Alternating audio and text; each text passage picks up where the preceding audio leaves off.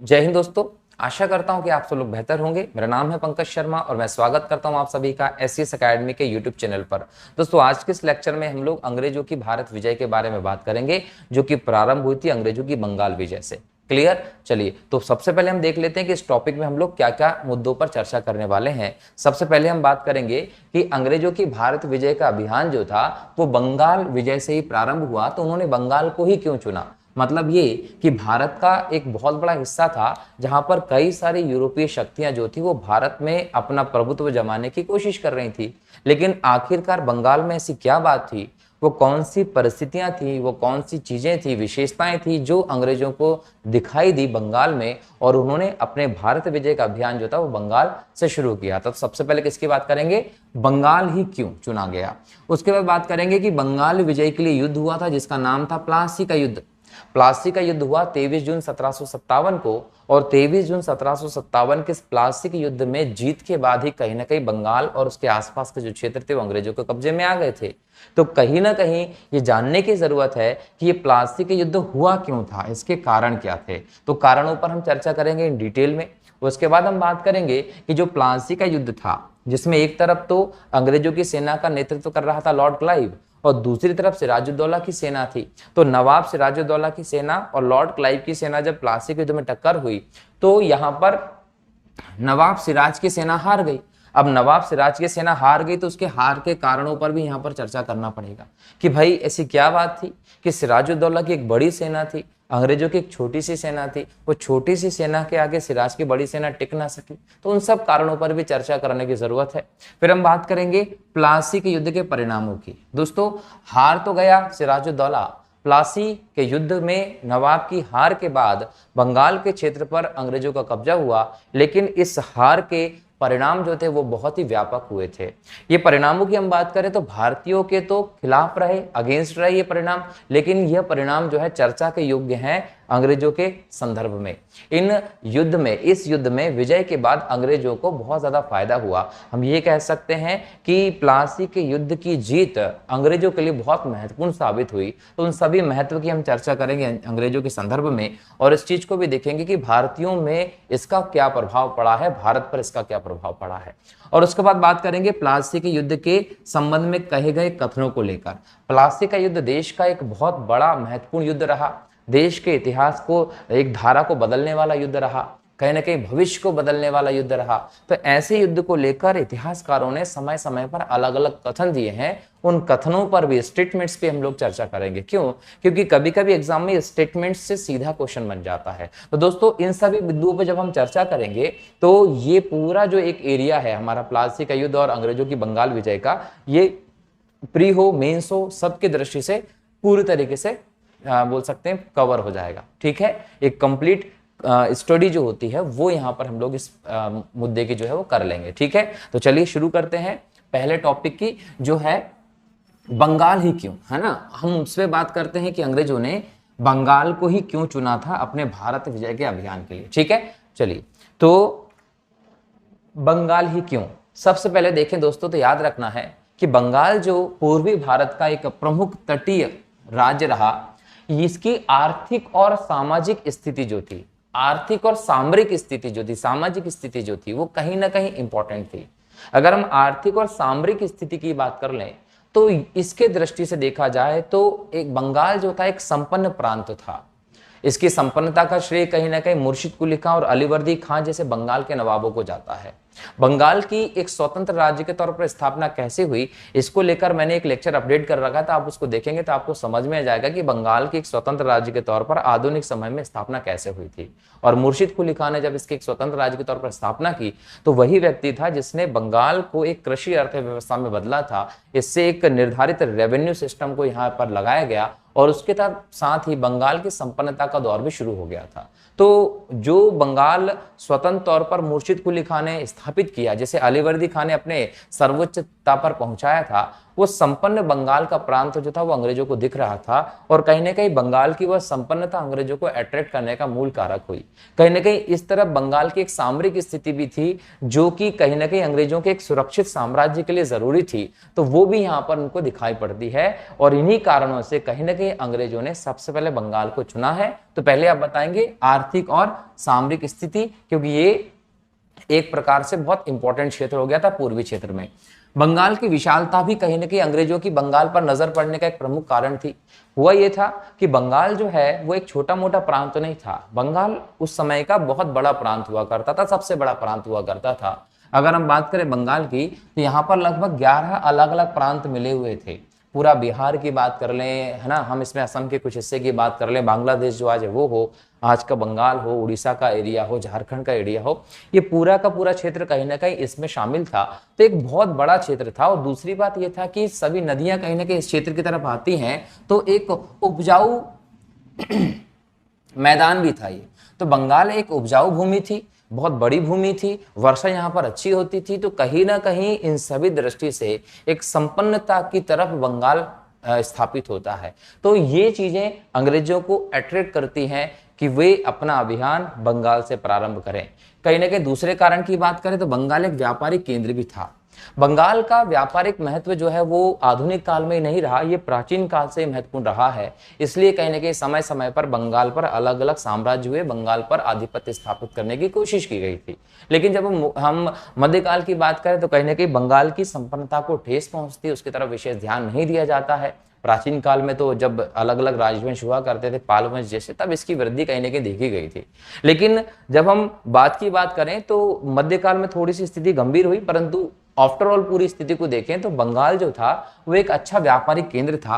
प्राचीन काल से ही यहाँ से बड़े स्तर पर व्यापार होता था। अगर हम और प्राचीन काल में चले जाएं तो यहाँ पर एक विशेष तौर पर ताम्रलिप्ति बंदरगाह दिखता है, और ये ताम्रलिप्ति जो बंदरगाह था ये दक्षिण पूर्वी जो भी देश रहे उनसे व्यापार करने के लिए एक महत्वपूर्ण था। तो कहीं ना कहीं बंगाल प्राचीन काल से एक महत्वपूर्ण व्यापारिक केंद्र के तौर पर स्थापित था। यहाँ पर औद्योगिक इकाइयां जो रही नए समय में वो भी अच्छी तरीके से स्थापित थी। तो अंग्रेजों ने कहा कि भाई औद्योगिक इकाइयां भी अच्छी हैं, एक व्यापारिक केंद्र भी है, तो ऐसी स्थिति में हम यहीं से शुरुआत करना चाहेंगे भारत विजय के अभियान की।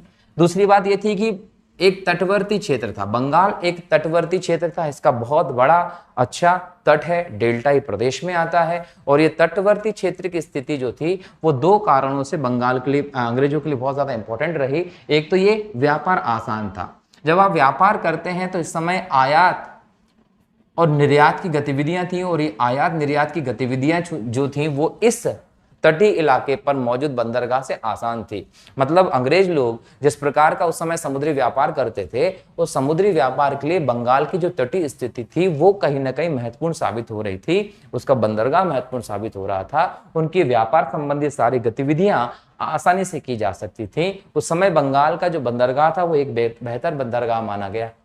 अंग्रेजों का जो भी व्यापार होता था वो जहाजों के माध्यम से होता था, तो यहाँ पर जहाज आसानी से आ जाते थे, जहाज लोड कर दिए जाते थे, वापस भेज दिए जाते थे। तो इस प्रकार से जो आयात निर्यात की गतिविधियां होती थी वो कहीं ना कहीं इस समय बेहतर की जा सकती थी इस क्षेत्र से, इसीलिए ये जो है वो इंपॉर्टेंट होता है। दूसरी बात ये था कि यहाँ पर जहाजों के लुटने की, इस प्रकार के संकट की भी संभावनाएं कम होती थी। दूसरा ये था कि ब्रिटिश की जो नौसेना थी उस समय विश्व की सबसे शक्तिशाली नौसेना थी। अब इस नौसेना का यहाँ पर दबदबा कायम रहना जो था वो आसान था। अंग्रेजों को अगर अपनी नौसेना का किसी भी प्रकार की गतिविधि करनी थी तो इस तट के माध्यम से पूरा बंगाल की खाड़ी वाला क्षेत्र उन्हें आसानी से मिल जाता, और आंतरिक क्षेत्र में किसी भी शक्ति से उलझे बिना वो बाहर के बाहर, इस प्रकार से देखिए कि यहाँ पर अगर हम देखें तो भारत की स्थिति दिखाई पड़ती है, बंगाल यहाँ है, तो इस तट से वो बाहर के बाहर अपनी पूरी गतिविधियां जो थे वो मेंटेन कर सकते थे। इस वाले क्षेत्र से उनको कोई इशू होता ही नहीं, इजीली वो बाहर की बाहर पूरी गतिविधियां मेंटेन कर सकते थे, सेना के आवागमन की स्थिति हो या कुछ भी हो सब कर सकते थे। अब ये जो था ना पूरा क्षेत्र इंपॉर्टेंट भी एक व्यापारिक मार्ग था, तो इस व्यापारिक क्षेत्र पर, इस पूरे समुद्री मार्ग पर अपनी शक्तिशाली नौसेना के माध्यम से अंग्रेज जो थे वो कंट्रोल रख सकते थे। तो इस दृष्टि से भी तटवर्ती क्षेत्र बहुत इंपॉर्टेंट हुआ था अंग्रेजों के लिए।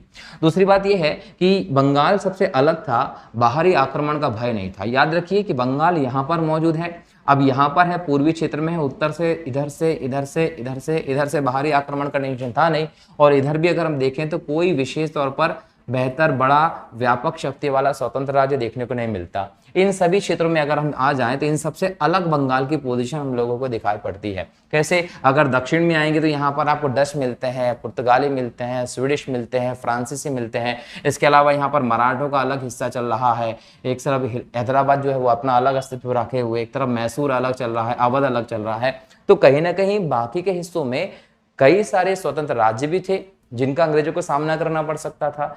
कई सारे यूरोपीय कंपनी भी थी जिनके साथ अंग्रेजों को लड़ना पड़ सकता था। तो अंग्रेज चाहते थे कि उन्हें प्रारंभिक तौर पर जब तक वो भारत में मजबूत स्थिति में ना आ जाएं, तब तक उन्हें किसी से लड़ना ना पड़े। अगर वो दक्षिण भारत से यहां से अपना प्रयास करते तो उन्हें इतनी सारी शक्तियों का सामना करना पड़ता और क्या पता वो एक मजबूत साम्राज्य बना ही नहीं पाते, वो भारत में टिक ही नहीं पाते।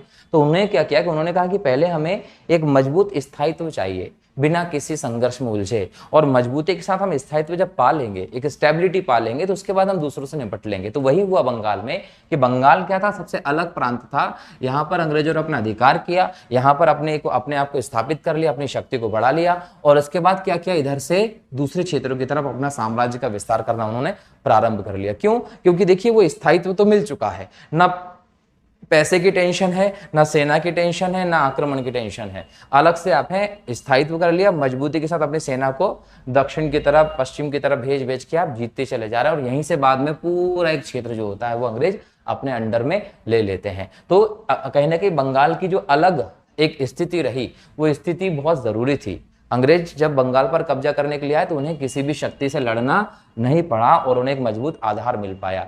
फिर हम बोल सकते हैं कि दक्षिण की आर्थिक संप्रभुता की कमी। दक्षिण में अगर जाएंगे दोस्तों तो दक्षिण का जो पूरा एरिया होता है वो मानसून पर निर्भर एरिया होता है। अगर हम कृषि की भी बात कर लें तो वहां की जो नदियां हैं वो मौसमी नदियां हैं। तो कहीं ना कहीं वहां पर आपका जो निर्भरता है वो वर्षा पर ज्यादा है उत्तर भारत की अपेक्षा। क्लियर? अच्छा, दूसरी बात हम बात करें तो दक्षिण का जो एरिया वो पठारी एरिया है, लाल मिट्टी का क्षेत्र है, मिट्टी की उपजाऊ शक्ति भी वहां पर कम है। तो इस दृष्टि से देखा जाए तो दक्षिण में उत्तर की अपेक्षा आर्थिक संपन्नता उस समय कम दिखाई पड़ रही थी अंग्रेजों को। तो उन्होंने कहा कि उत्तर का भाग ज्यादा उपजाऊ है, उत्तर के हिस्से में वर्ष भर बहने वाली नदियां हिमालयी नदियां हैं, उत्तर का जो भाग है वहां पर जलोढ़ के मैदान है, उत्तर का जो हिस्सा है वहां पर शक्तियां भी कम है दूसरी। तो इस तरीके से उन्होंने देखा कि दक्षिण की आर्थिक संपन्नता उत्तर की अपेक्षा कम है, तो कहीं ना कहीं दक्षिण को उन्होंने अपने अभियान के लिए नहीं चुना, उत्तर को चुना। तो इस प्रकार से इन सभी कारणों के चलते बंगाल को पहले चुना था ब्रिटिश कंपनी ने। और यहां पर जब हम बात करते हैं कि अंग्रेजों ने अपने भारत विजय अभियान का प्रारंभ बंगाल से क्यों किया, तो उसका उत्तर मिल जाता है कि ये सभी कारण अंग्रेजों को दिख रहे थे, इसी वजह से अंग्रेजों ने बंगाल से ही भारत विजय का अपना प्रारंभ किया था। और इस सभी गतिविधियों के बाद एक इतिहासकार है जिनका नाम है नेरियट नाम के इतिहासकार ने कहा कि भारत की चाबी डुप्ले दक्षिण भारत में खोजने का प्रयास कर रहा था, उसे क्लाइव ने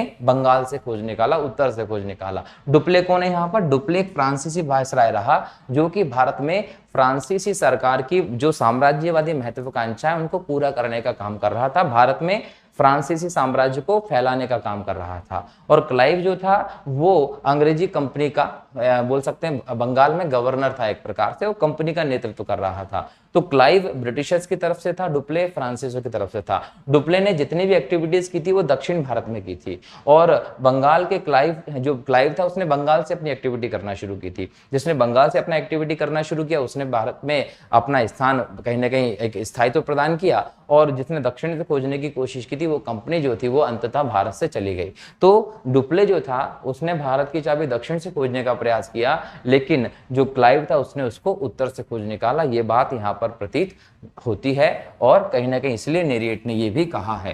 क्लियर? तो ब्रिटिशर्स की यहाँ पर एक सोच, अंग्रेजों की यहाँ पर एक सोच ब्रॉड कहेंगे, दूरदर्शिता दिखाई पड़ती है कि किस प्रकार से उन्होंने आगे के परिणामों, भारत की तात्कालिक स्थिति को समझा और समझते हुए भारत में अपने कदम बढ़ाए, भारत विजय की तरफ अपने अभियान किए, जिनकी वजह से उनको भारत में अन्य यूरोपीय कंपनियों के तुलना में सबसे ज्यादा सफलता मिली और वो भारत में एक लंबे समय तक राज कर पाए। क्लियर? चलिए अब हम बात करते हैं प्लासी के युद्ध की।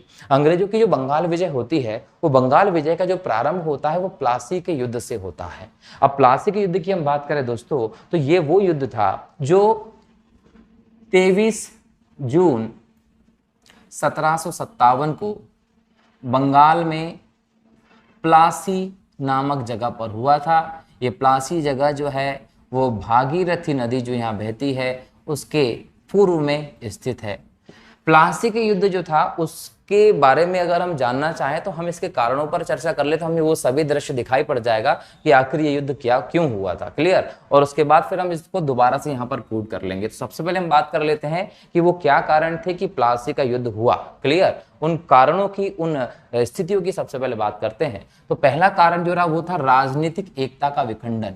दोस्तों, बंगाल का जो क्षेत्र रहा वो मुर्शिद कुली खां के समय बोल लें या अलीवर्दी खां के समय बोल लें, एक राजनीतिक एकता में संगठित था।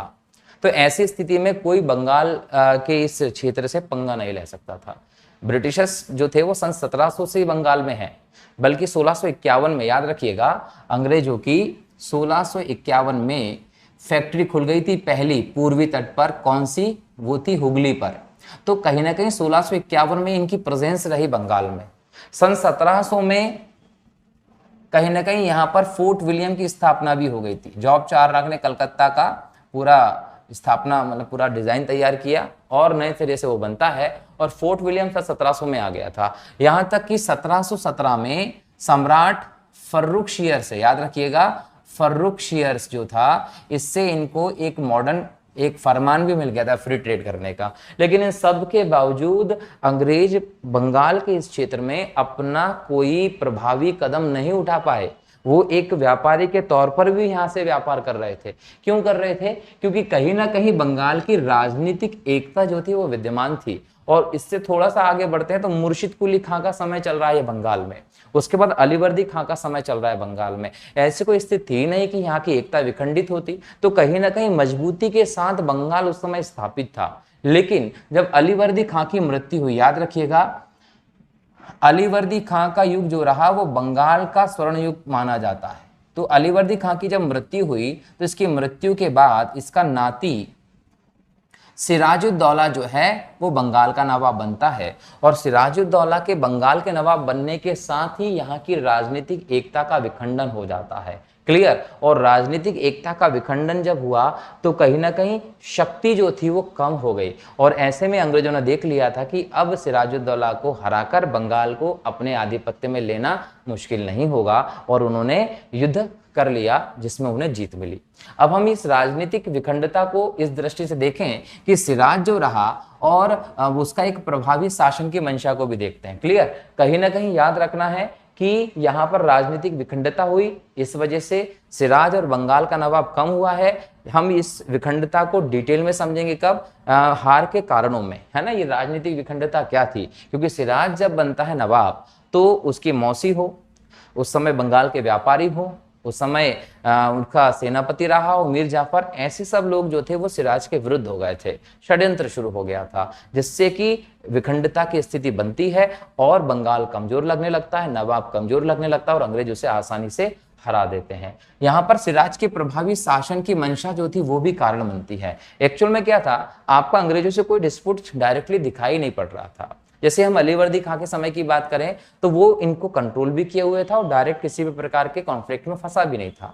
लेकिन सिराजुद्दौला ने कहा कि मैं एक प्रभावी शासन स्थापित कर दूंगा, और इसकी मंशा के तहत उसने अंग्रेजों से डायरेक्टली पंगा कर लिया था। अगर यहाँ देखें प्रभावी शासन की, तो यहाँ पर एक्चुअल में क्या हो रहा था कि किलेबंदी का एक इश्यू हो गया।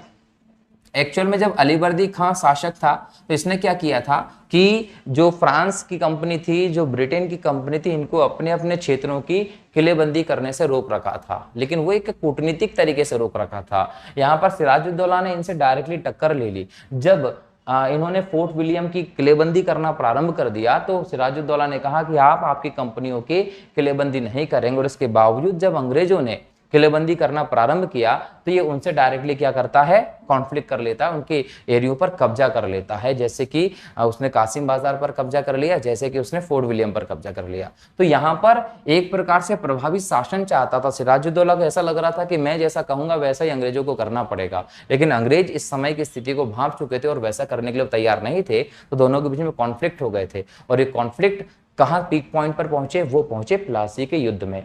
अब बात करें दस्तक का प्रयोग, तो दोस्तों दस्तक का मतलब यह है कि सन 1717 में फर्रुखशियर से अंग्रेजों ने बंगाल, बिहार, उड़ीसा के क्षेत्रों से फ्री ट्रेड करने का कहीं ना कहीं अधिकार प्राप्त कर लिया था, जैसे हम मैग्ना कार्टा के नाम से जानते हैं इतिहास में। अब ये जो फ्री ट्रेड का अधिकार मिला था, ये मिला था ईस्ट इंडिया कंपनी को, लेकिन ये कंपनी के जो अदर कर्मचारी वर्ग था वो भी इस फरमान का, इस दस्तक का क्या करके प्रयोग करके फ्री ट्रेड कर रहे थे। अब ऐसे में कहीं ना कहीं यह स्वाभाविक था कि बंगाल जो है इसको राजस्व की क्षति होगी। अब बंगाल को राजस्व की क्षति जब हो रही थी तो इस बात को सिराजुद्दौला ने बहुत टाइटली लिया और उसने कंपनी को वार्न किया कि आपके लोग जो है वो दस्तक का दुरुपयोग कर रहे हैं, तो ये नहीं होना चाहिए, इसको रोकिए। लेकिन इसके बावजूद जो है वो कंपनी के कर्मचारियों ने दस्तक का दुरुपयोग करना शुरू किया, जिसके चलते सिराजुद्दौला ने कासिम बाजार की फैक्ट्री पर अधिकार किया, फोर्ट विलियम पर अधिकार कर लिया था और अंग्रेजों के खिलाफ एक अटैक सा कर दिया था।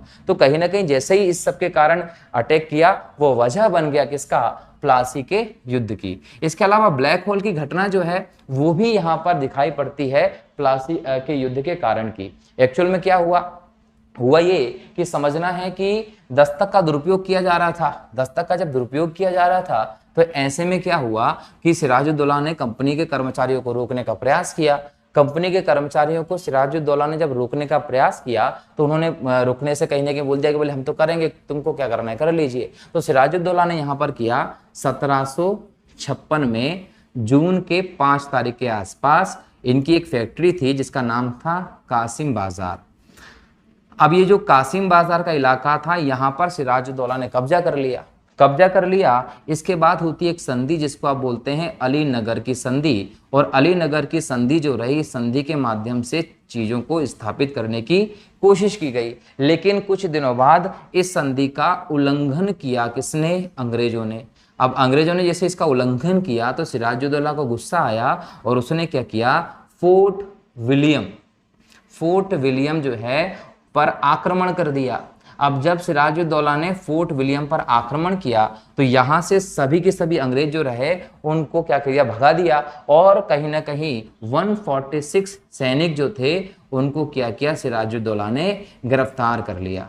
अब इन 146 सैनिकों को सिराजुद्दौला ने गिरफ्तार किया। इस किले का इस समय किलेदार था कौन, कैप्टन ड्रैग। अब जो कैप्टन ड्रैग रहा ये तो अपने कुछ सैनिकों के साथ भाग गया और भागकर कहां रुकता है, मद्रास के निकट एक द्वीप रहा, फुल्टा द्वीप। ये फुल्टा द्वीप पर जाकर रुक गया जहां पर कंपनी की पहले से एक बटालियन मौजूद थी।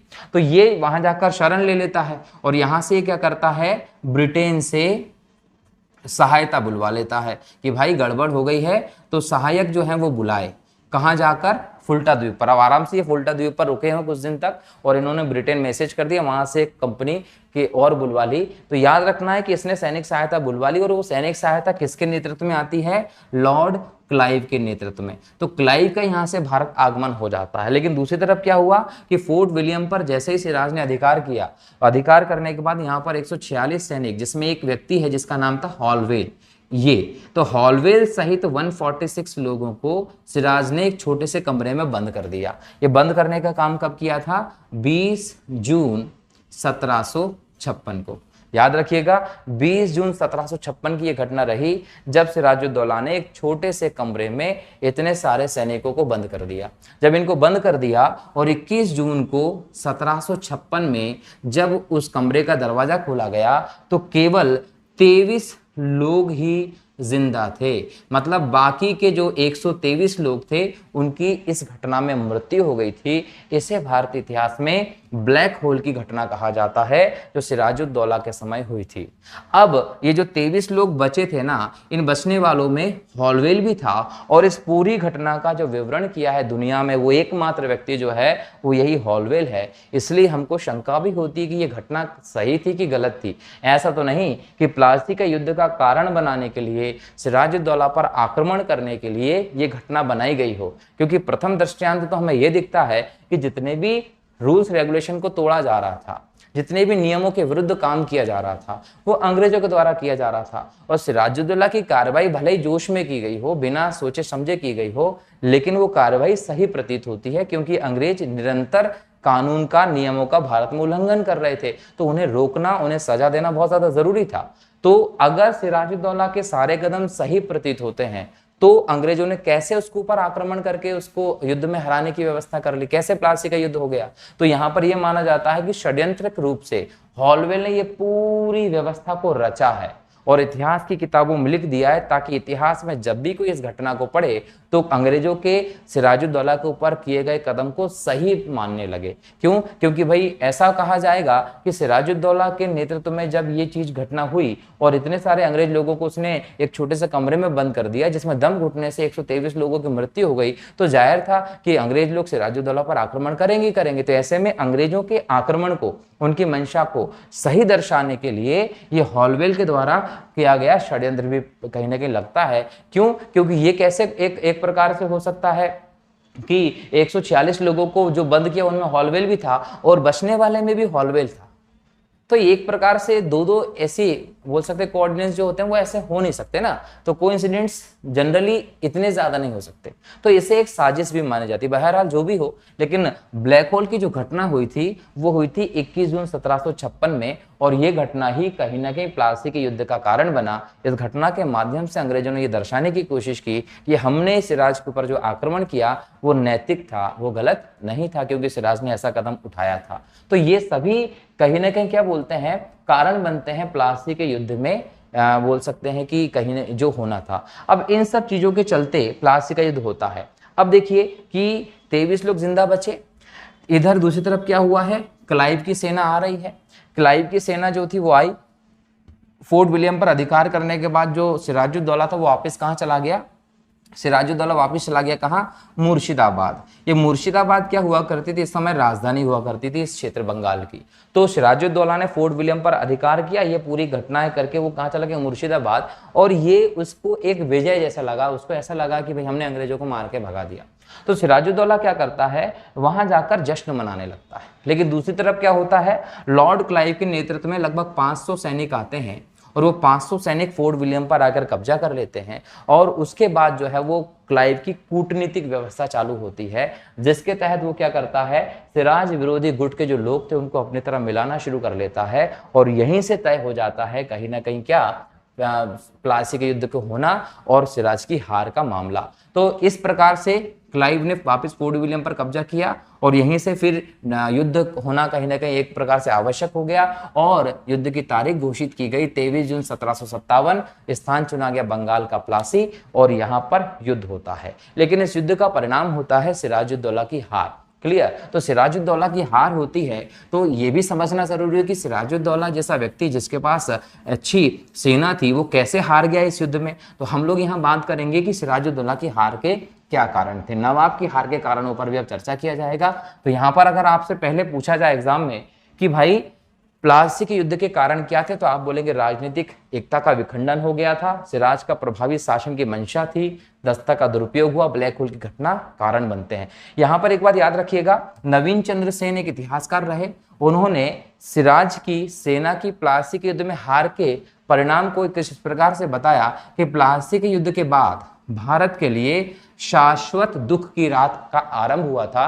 क्यों? क्योंकि अंग्रेजों ने भारत की अंधाधुंध लूट प्रारंभ कर दी थी, भारतीय लोगों का शोषण प्रारंभ कर दिया था, किसानों की जिंदगी बर्बाद कर दी थी और कहीं ना कहीं एक के बाद एक भारत अलग अलग युद्धों में उलझ कर रह गया था। ठीक है, चलिए अब बात करते हैं प्लासी के युद्ध में सिराज की हार के कारणों की, कि वो कौन सी स्थिति थी, क्या कारण थे कि इस युद्ध में सिराजुद्दौला की हार हो गई थी। ठीक है, तो सबसे पहले हम बात करते हैं नवाब का व्यक्तित्व। दोस्तों, किसी भी चीज पर सबसे ज्यादा प्रभाव छोड़ता है आपका व्यक्तित्व।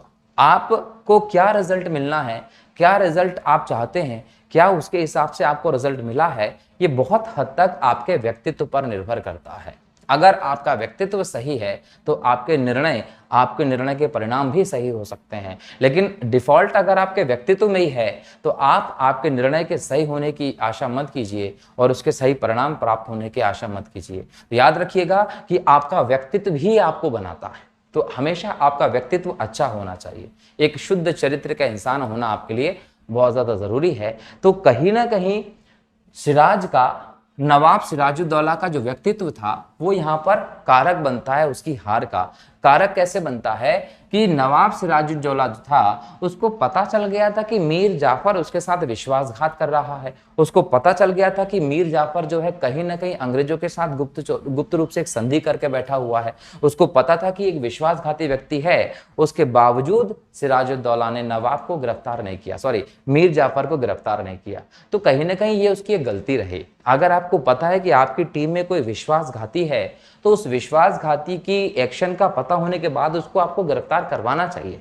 वो आपके लिए बहुत हानिकारक हो सकता है। क्लियर? तो कहीं ना कहीं मीर जाफर के विश्वासघाती व्यवस्था का पता चलने के बाद भी नवाब सिराजुद्दौला ने उसे गिरफ्तार नहीं करवाया। और जब युद्ध हुआ तो मीर जाफर के नेतृत्व में एक बहुत बड़ी सेना युद्ध में गई नहीं। युद्ध में सेना गई नहीं तो यह युद्ध कुछ घंटों में समाप्त हो गया और सिराजुद्दौला की हार हो गई। इसके अलावा सिराजुद्दौला के व्यक्तित्व में एक और कमी थी कि जब कोई शासक युद्ध लड़ने जाता है तो अपनी सेना को अलग अलग तरीके से प्रोत्साहित करने की कोशिश करता है। सबसे बड़ा बल जो होता है वो मनोबल होता है। अगर आपका मनोबल बड़ा है तो डेफिनेटली आप किसी भी युद्ध को जीत सकते हैं। लेकिन अगर आप में मनोबल की कमी है, आत्मबल आपका नहीं है, तो कहीं ना कहीं आप उस चीज को नहीं जीत सकते। भले ही सारी चीजें आपके आपके बोल सकते हैं कि समर्थन में हो, लेकिन उसके बावजूद मनोबल के बिना, आत्मबल के बिना आप युद्ध को नहीं जीत सकते।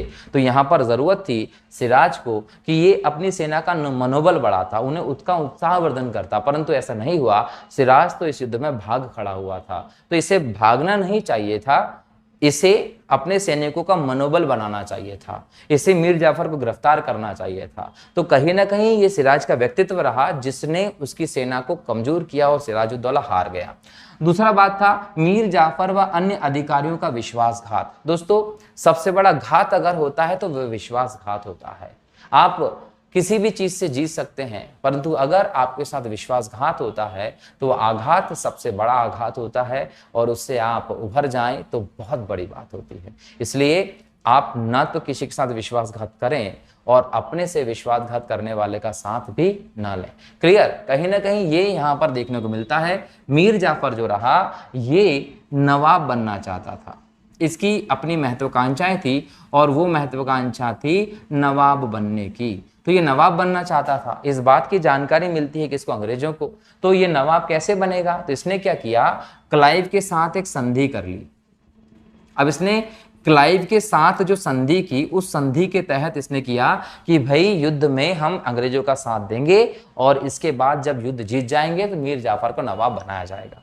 ठीक है भाई। इसके अलावा कुछ अन्य अधिकारी भी रहे जिन्होंने विश्वासघात किया। तो ये तो मीर जाफर जो कि सिराजुद्दौला की सेना का सेनापति था, इसने तो विश्वासघात करके अंग्रेजों के साथ कहीं ना कहीं संधि कर ली और जब युद्ध हुआ तो बहुत बड़ी सेना इसके नेतृत्व में युद्ध में उतरी नहीं और बिना बड़ी सेना के सिराजुद्दौला चुटकियों में हार गया था। दूसरे लोगों का विश्वासघात भी जिन्होंने सिराज को कमजोर किया था, उनमें थे यहाँ के एक जगत सेठ का नाम मिलता है। ये जगत सेठ जो था वो एक बैंकर था। इसके अलावा यहाँ पर मिलता है नाम मानिकचंद का, मानिकचंद, अमीनचंद। ये मानिकचंद और अमीनचंद जो थे वो व्यापारी थे। इनके अपने व्यापारिक हित जुड़े हुए थे, ये लाभ कमाना चाहते थे, इस दृष्टि से इन्होंने अंग्रेजों का साथ दिया। इसके अलावा सिराज की मौसी है जिसका नाम है घसीटी बेगम। ये घसीटी बेगम जो रही वो सिराज की मौसी रही। ये जो औरत थी इसका एक बेटा था जिसका नाम था शौकत जंग। ये जो शौकत जंग था ये इसे नवाब बनाना चाहती थी, तो इसकी अपनी महत्वाकांक्षाएं काम कर रही थी। घसीटी बेगम जो थी वो शौकत जंग को नवाब बनाना चाहती थी और शौकत जंग हो, घसीटी बेगम हो, अमीन चंद हो, मानिक चंद हो, जगत सेठ जैसे लोगों ने सिराजुद्दौला के साथ विश्वासघात किया और ये सब मिल गए किसके साथ? अंग्रेजों के साथ। और उन्होंने इस युद्ध में सिराजुद्दौला के खिलाफ अंग्रेजों की सहायता की थी, जो बना सिराजुद्दौला की हार का प्रमुख कारण। उसके बाद करें मीर मदान की मृत्यु। दोस्तों, मीर मदान जो था वो सिराजुद्दौला की सेना का सेनापति था। एक बड़ी सेना सिराजुद्दौला की जो वीरता के साथ अंग्रेजों से लड़ती दिखाई पड़ती है वो मीर मदान और मोहनलाल जैसे लोगों के नेतृत्व में दिखाई पड़ती है। तो ये मीर मदान की जब मृत्यु हो गई तो सिराजुद्दौला हो या सिराजुद्दौला की सेना हो, सबका मनोबल गिरता चला गया था, जिसके कारण सेना में अफरा तफरी मच गई और सिराजुद्दौला हार गया। नैतिक दुर्बलता यहां पर दिखाई पड़ती है। दोस्तों, नैतिक दुर्बलता से यहां पर यह आशा है कि जहां एक तरफ भारतीय जो सेना रही, ये भारतीय सेना जो रही वो अंग्रेजों से मिल गई, अंग्रेजों से मिल गई। इन्होंने क्या किया, इनकी नैतिकता की कमी दिखाई पड़ती है कि इन्होंने क्या किया, विश्वासघात किया है। तो विश्वासघात किया मतलब इनका नैतिकता तो कहीं ना कहीं कमी थी। दूसरी तरफ ये देखने को मिला कि अंग्रेजों की जो नैतिकता का स्तर था वो उच्च दिखाई पड़ता। नैतिकता का स्तर ये नहीं कि उन्होंने किस प्रकार से झांसा देकर जालसाजी करके मिलाकर उन्होंने कर दिया, ये अनैतिक हो सकता है, लेकिन उनकी नैतिकता यहां से दिखाई पड़ती है कि उनकी देशभक्ति अपने देश के लिए वो सैनिक कुछ भी करने को तैयार थे। और हमारे देश के लोग जो थे वो इन प्रकार की व्यवस्थाओं को लिए चाहते थे, अपना खुद का हित चाहते थे। तो इस वजह से कहीं ना कहीं उनकी देशभक्ति हमारे विश्वासघात की व्यवस्था को कमजोर तरीके से देखती है। उनकी नैतिक मूल्य उच्च दिखे, यहाँ पर नैतिक मूल्य कम दिखे, तो कहीं ना कहीं नैतिकता का स्तर जो था वो भी, नैतिक दुर्बलता जो थी वो भी सिराज की हार के कारण रही। अगर यहाँ नैतिकता अच्छी होती, नैतिक रूप अच्छा होता, नैतिकता का स्तर बेहतर होता, तो सिराज की सेना में जो लोग विश्वासघाती थे वो विश्वासघात नहीं करते और वो अंग्रेजों के खिलाफ अच्छे से लड़ते और सिराज की हार नहीं होती। सिराज की हार का एक कारण उसकी हथियार प्रणाली भी थी। सिराज की हार का कारण उसकी हथियार प्रणाली क्या थी दोस्तों? जो अंग्रेज थे ना, इनकी तोपें हों, इनकी बंदूकें हों, इनकी बंदूकें जो थी वो बेहतर स्थिति में थी, इसकी क्वालिटी बेहतर थी। हम ये बोल सकते हैं कि इनकी मारक क्षमता अच्छी थी, इन्हें इजीली टेक किया जा सकता है, इजीली इनको मैनेज कर सकते थे। लेकिन इसकी तुलना में अगर हम बात करें तो सिराज की तोपें भारी थी। सिराज की तोपें कैसी थी? भारी थी। अब सोचिए, भारी तोपों के साथ सेना तेजी से बढ़ेगी कि धीमे धीमे बढ़ेगी? ये तेजी से बढ़ रहे थे, ये धीमे धीमे बढ़ रहे थे। क्यों? क्योंकि भारी तोपों को कैसे मैनेज करें। दूसरी बात थी कि सिराज की जो बंदूकें थी वो बंदूकें निम्न कोटि की थी, इनकी मारक क्षमता अच्छी नहीं थी और इन्हें इजीली मेंटेन नहीं किया जा पा रहा था। दूसरी बात करें तो इस समय जो तोपें बंदूकें थी, जो गोला बारूद था, किसका? सिराजुद्दौला का। तो सिराजुद्दौला का जो गोला बारूद था वो पानी में कहीं ना कहीं सीड़ गया था, इनमें नमी आ गई थी जिसकी वजह से वो चल ही नहीं पाया। तो इस वजह से कहीं ना कहीं हम बोल सकते हैं कि नवाब की जो हथियार प्रणाली थी वो कमजोर थी और सिराज की हथियार प्रणाली अंग्रेजों की हथियार प्रणाली अच्छी थी। तो कमजोर हथियार प्रणाली मजबूत हथियार प्रणाली के सामने टिक ना सकी और सिराजुद्दौला की हार हो गई। क्लाइव की नीति कहीं ना कहीं इसके लिए बहुत बड़ा कारक थी। क्लाइव जो था एक कूटनीतिक था, चपलता थी इसमें, ये बौद्धिक तौर पर आपको एक तीव्र दिखाई पड़ता है। तो क्लाइव का व्यक्तित्व जो था वो बेहतर रहा, नवाब का व्यक्तित्व जो रहा वो कमजोर रहा। तो कहीं ना कहीं नवाब जो रहा वो क्लाइव की छोटी सी सेना के सामने टिक ना सका। और वास्तव में ये कहा जाए कि ये विश्वासघात और इन सब परिस्थितियों के चलते ये वास्तव में प्लासी का युद्ध था ही नहीं, ये बोल सकते हैं। क्यों? क्योंकि ये तो एक झड़प मात्र थी जो कुछ घंटों में ही खत्म हो गया, कुछ घंटों में समाप्त हो गया था। मतलब प्लासी के युद्ध का जो निर्णय था वो कुछ घंटों में निकल गया था, कुछ घंटों में ये क्लियर हो गया था कि सिराजुद्दौला हार गया है। तो ये कहीं ना कहीं हमें देखने को मिलता है कि इतनी बड़े लेवल पर जब चीजें हुई तो नवाब हारेगा ही हारेगा। तो जब भी एग्जाम में पूछा जाए कि सिराजुद्दौला के हार के कारण क्या थे या प्लासी के युद्ध में बंगाल की सेना के हार के कारण क्या थे, तो इन सभी कारणों को आप लिख सकते हैं और आपको इसके नंबर अच्छे मिल जाएंगे, ये ध्यान रखना। ठीक है, चलिए अब हम बात करते हैं नेक्स्ट है दोस्तों प्लासी के युद्ध के परिणाम की। अगर प्लासी के युद्ध के परिणामों की भारत के संदर्भ में बात करें तो भारत में तो एक काली रात का प्रारंभ हो गया था जो बहुत लंबे समय तक चलने वाली थी।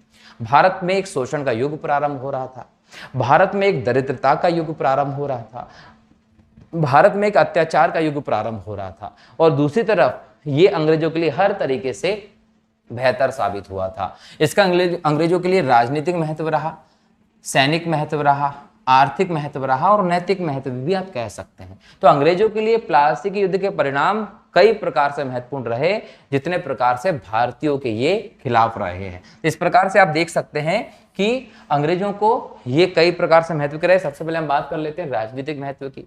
तो राजनीतिक महत्व की हम बात करें तो मीर जाफर नवाब बना। याद रखिएगा कि जब प्लासी का युद्ध हुआ तो उसी का परिणाम था कि सिराजुद्दौला खत्म हो गया और उसकी जगह पर मीर जाफर को नवाब बना दिया गया। जब मीर जाफर को नवाब बनाया तो उसके नवाब बनने से एक संरक्षित राज्य की स्थापना हुई बंगाल में। अंग्रेजों को प्रशासन के लिए किसी भी प्रकार का टेंशन लेना नहीं था और प्रशासन भी अंग्रेजों के हाथ में था। मतलब अंग्रेजों को एक कठपुतली नवाब के तौर पर मीर जाफर मिल गया, जब वो जिससे जो चाहे वो करवा सकते थे। बड़ी मात्रा में तो अंग्रेज उससे पैसा वसूलते थे, तो कहीं ना कहीं अंग्रेजों के पास आय की वृद्धि तो हो रही थी, लेकिन दूसरी तरफ उन्हें भारत में एक स्थायी संरक्षित राज्य मिल गया था। और यहां से अंग्रेज जो होते हैं वो नृप निर्माता की भूमिका में आ जाते हैं। याद रखिएगा, यहां से अंग्रेज जो थे वो नृप निर्माता की भूमिका में आ जाते हैं। वो बंगाल में रकिंग मेकर बन जाते हैं, अपने हिसाब से यहां पर नवाब बनाने की स्थिति में आ जाते हैं, बंगाल की राजनीति को डिसाइड करने की स्थिति में आ जाते हैं। दूसरे नंबर पर बंगाल में अंग्रेजी सर्वोच्चता स्थापित हो गई। बंगाल, बिहार, उड़ीसा के दीवानी अधिकार इनको मिल गए। बंगाल में अगर कोई भी डिसीजन लेना होता था, कुछ भी कदम उठाने होते थे, तो सब ब्रिटिश कंपनी के इजाजत के बिना नहीं उठाए जा सकते थे। और यहीं से बंगाल में प्रारंभ होता है कंपनी का एक अलग रूप, जिसको हम बोलते हैं कंपनी के स्वरूप में बदलाव। कंपनी जो आई थी वो पहले प्रारंभ में एक व्यापारिक कंपनी थी, जो बाद में एक राजनैतिक शक्ति में बदल गई। और इसने क्या किया, व्यवस्थित तौर पर शासन स्थापित किया।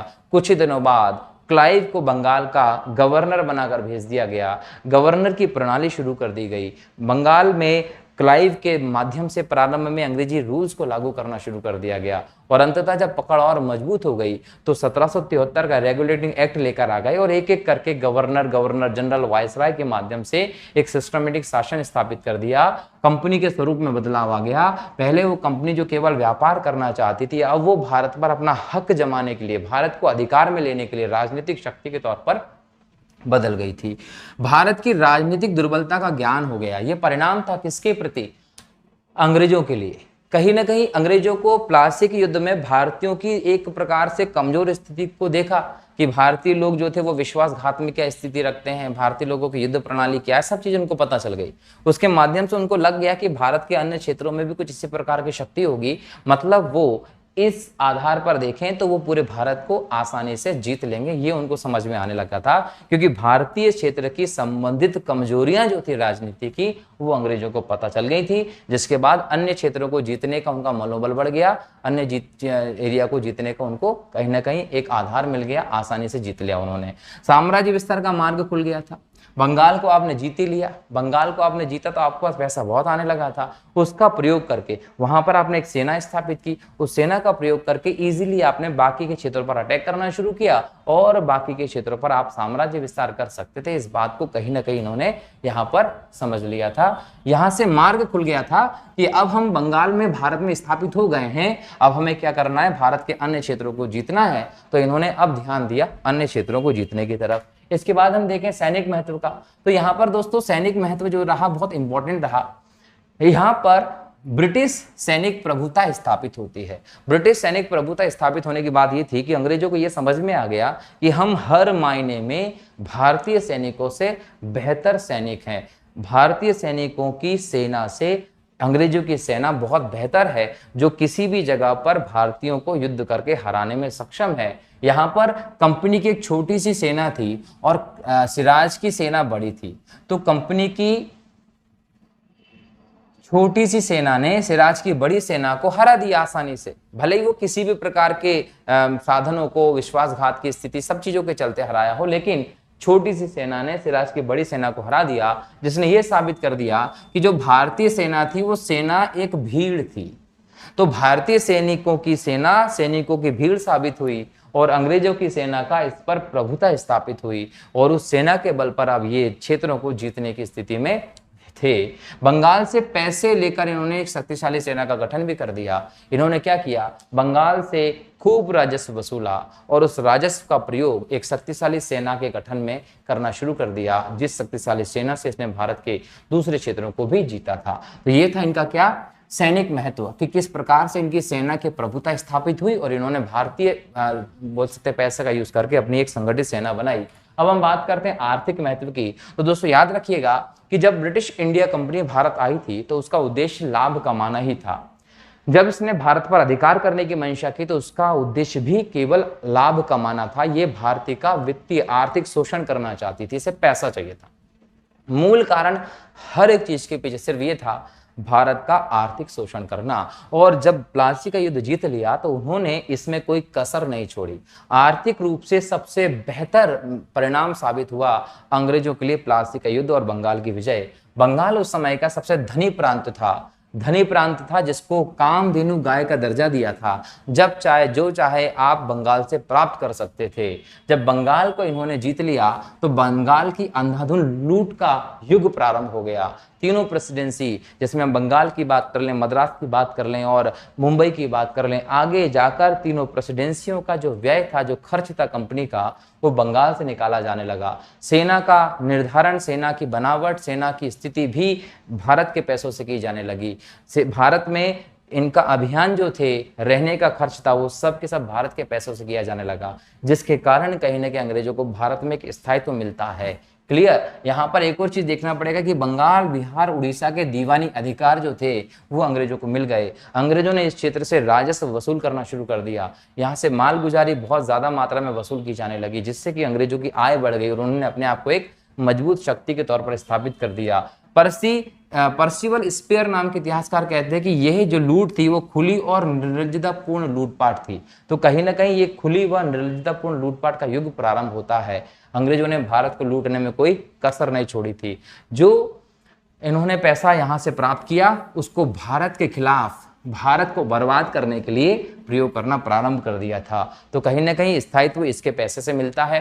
नेक्स्ट है नैतिक महत्व। दोस्तों, विश्वासघात की प्रवृत्ति का इन्होंने फायदा उठाया। इनको पता था कि भारतीय सैनिकों का जो नैतिक स्तर था, जो बंगाल में सिराज की सेना थी, वो कम है। किसी को भी आसानी से अपने अंडर में किया जा सकता है और उसको लालच दिया जा सकता है। मतलब ये था कि भारतीयों का उस समय जो सैनिक रहे बंगाल के, उनकी अपनी मातृभूमि के लिए कहीं ना कहीं इच्छा कम थी, लेकिन वो अपने निजी हित ज्यादा देखना चाहते थे। इस बात का पता अंग्रेजों को चला तो उन्होंने क्या किया कि हर जगह पर विश्वासघात की प्रवृत्ति का लाभ उठाया है। हमारे देश में समय समय पर ब्रिटिश शासन के साथ ऐसे कई सारे लोग मिले जिन्होंने उनका साथ दिया। यहाँ तक कि 1857 की क्रांति में भी ये चीज दिखाई पड़ती है कि अंग्रेजों ने भारत की विश्वासघाती प्रवृत्ति का फायदा उठाया।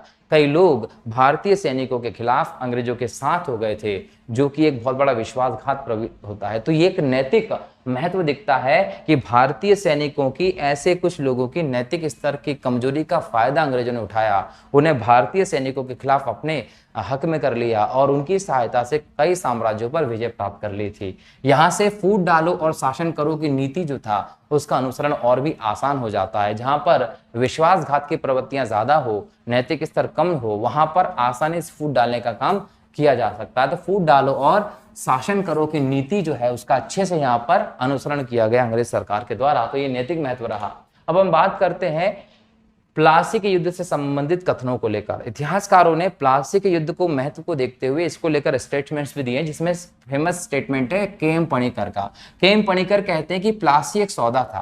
के.एम. पणिकर ने ये नहीं कहा कि प्लासी एक युद्ध था, उन्होंने सीधा कह दिया कि प्लासी वास्तव में युद्ध था ही नहीं। भाई वो क्या युद्ध होगा जो कुछ ही घंटों में खत्म हो जाता है। युद्ध जब होता है तो दोनों तरफ की सेनाएं आती हैं, युद्ध बहुत लंबे समय तक चलता है, तब जाकर उसका परिणाम होता है। जहां पर युद्ध का निर्णय पहले से ही हो चुका हो, सिराज की हार पहले से तय हो, वो युद्ध नहीं होता है। सिराज के एक बहुत बड़े हिस्से को, गुट को अपनी तरफ अंग्रेजों ने कर लिया, उसकी सेना का बहुत बड़ा हिस्सा अंग्रेजों की तरफ हो गया, तो सिराज की हार तो पहले से तय हो गई थी। ये युद्ध नहीं था, ये क्या था, एक सौदा था, जिसमें बंगाल के कुछ धनी स्वार्थी लोगों ने बंगाल अंग्रेजों को बेच दिया था। मतलब कि अपने हित के लिए बंगाल को अंग्रेजों को बेच दिया था, ऐसा कहना है के.एम. पणिकर जी का। और ताराचंद जी ने कहा कि प्लासी के युद्ध के बाद भारत में युद्ध की लंबी श्रृंखला की शुरुआत हुई। याद रखिएगा, लंबी श्रृंखला की शुरुआत बताते हैं किसकी, युद्ध की। प्लासी जीत लिया, बक्सर होता है, आंग्ल मराठा होता है, आंग्ल मैसूर युद्ध होता है, आंग्ल सिख होता है, आंग्ल अफगान होता है, आंग्ल बर्मा होता है, आंग्ल नेपाल होता है। भाई एक के बाद एक के बाद एक के बाद एक कई सारे युद्ध होते चले गए। मतलब भारत की वो शांति वाली भूमि एक युद्ध वाली भूमि में इन लोगों ने बदल कर रख दी थी। और हर जगह पर भारत के संसाधनों का, भारत के सैनिकों का इन्होंने प्रयोग किया है। और इस प्रकार से एक युद्ध की लंबी श्रृंखला का शुरुआत हो जिसने भारत के इतिहास के रुख को ही बदल दिया। यहाँ से भारतीय इतिहास का रुख ही अलग हो जाता है दोस्तों। तो कहीं ना कहीं ये था बंगाल विजय अंग्रेजों की। अंग्रेजों ने किस प्रकार से बंगाल को अपनी विजय के लिए चुना, किस प्रकार से प्लासी के युद्ध के कारण बनाए, किस प्रकार से जीत का आधार तय किया और नवाब की हार हुई, हार के बाद किस प्रकार से अंग्रेजों के लिए ये व्यवस्था लाभकारी रही, उन सब चीज़ों पर हमने डिटेल में चर्चा की। दोस्तों ये पूरा डिस्कशन आपको एग्जाम की दृष्टि से महत्वपूर्ण होने वाला है, वो भले प्री हो या मेंस हो। आशा करता हूं कि आप लोगों को समझ आया होगा। यूं ही लेक्चर को देखते रहिए, सब्सक्राइब कर लीजिए जिन्होंने सब्सक्राइब नहीं किया चैनल को, और वीडियो को शेयर जरूर कीजिए ताकि ज़्यादा से ज़्यादा लोगों तक ये डिस्कशन पहुंचे। मिलता हूं अगले लेक्चर में नए टॉपिक के साथ, तब तक के लिए बहुत बहुत शुक्रिया। जय हिंद, जय भारत, वंदे मातरम।